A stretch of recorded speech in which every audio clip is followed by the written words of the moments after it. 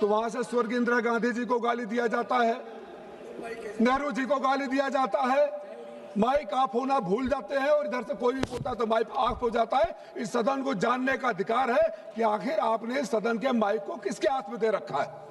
हम मानते हैं एलओपी जाकर विदेश में क्या कहे, सहमत असहमत, आप किस कॉन्टेक्स्ट में कहे सही हो जाता है। माननीय गृह मंत्री जी, माननीय संसदीय मंत्री जी और एक हमारे रेल राज्य मंत्री जी हैं, इनके तो परिवार भी शहीद हुआ है देश के लिए। हमको अनुमति देता है कि हम किससे तेल ले किससे ना ले, और देश का मुखिया चुप और सदन पे कोई चर्चा नहीं। बार बार ऐसा क्यों होता है सर? और ये अफसोस की बात है कि सर अब बात सिर्फ नेता प्रतिपक्ष की नहीं, महिलाओं तक ये बात आ गई है। Sir, let him speak, sir. I'll come to you. Let him speak, sir. Article 96, you are quoting Rule 10. Rule 10 cannot overtake the article of the Constitution, sir. So that is why this government has created a constitutional mess. Let me complete, sir. Please. Let me complete, sir. Let me complete. In the last three no confidence, the deputy speaker. That is why I say, first, the proceedings are constitutional irregular. I got it. Your no. Let me complete. Let me complete. Sir. Sir, आप कृपया सुनिए. Sir, I have gone through Chairman, sir. I have gone through Article 94, 95, Chairman, sir.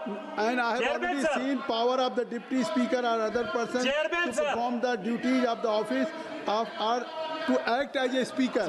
If you'll go through, I think so. Your answer is completely. Nishikant Dubey ji. बड़े विद्वान आदमी हैं sir Owaisi साहब। 95(2) क्या कहता है, ये पूरा पढ़े नहीं सर, पूरा मैं संविधान की बात करता हूं। बड़े विद्वान हैं, बैरिस्टर हैं, ये कह रहे हैं सर कि people the deputy speaker if he has also absent such person as may be determined by the rules of procedure of the house.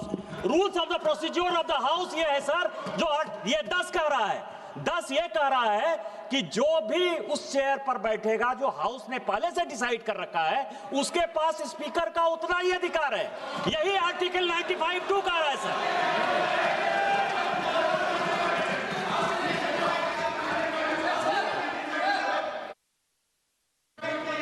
संसदीय कार्य मंत्री जी, मैं मानता हूं कि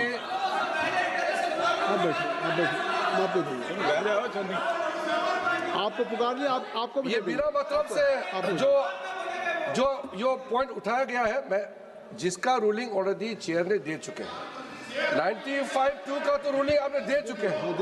रूलिंग देने के बाद भी फिर उसी पॉइंट को फिर से माननीय ओवैसी जी ने उठाया।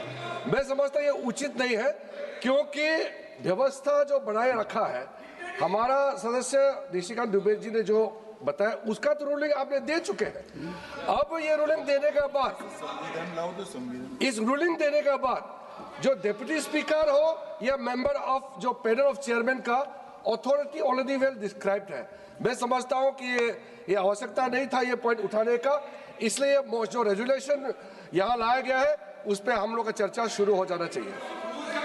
माननीय स्वाति मालीवाल जी, 3 minutes. Thank you chairman sir.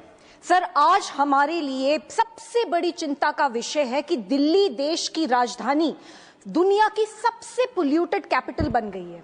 Sir, यहाँ सांस लेना, बस सांस लेना, मानो 50 सिगरेट्स दिन के स्मोक करने के बराबर है। आज हेल्थ एक्सपर्ट्स खुल के कह रहे हैं, leave Delhi if you can.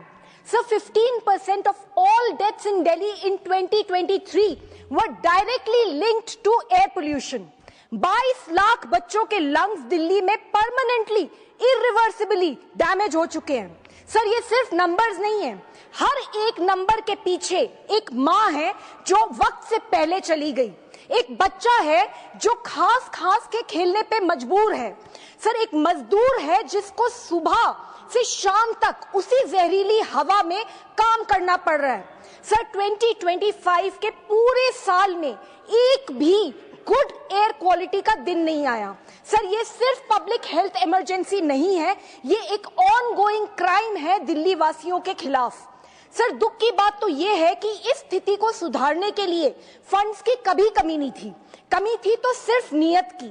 Sir पिछली दिल्ली सरकार ने ग्रीन सेस के तहत 2015 से 23 के बीच में 1500 करोड़ रुपए इकट्ठा करे, पर आधे भी खर्च नहीं करे, जो करे वो भी कोर्ट की फटकार के बाद।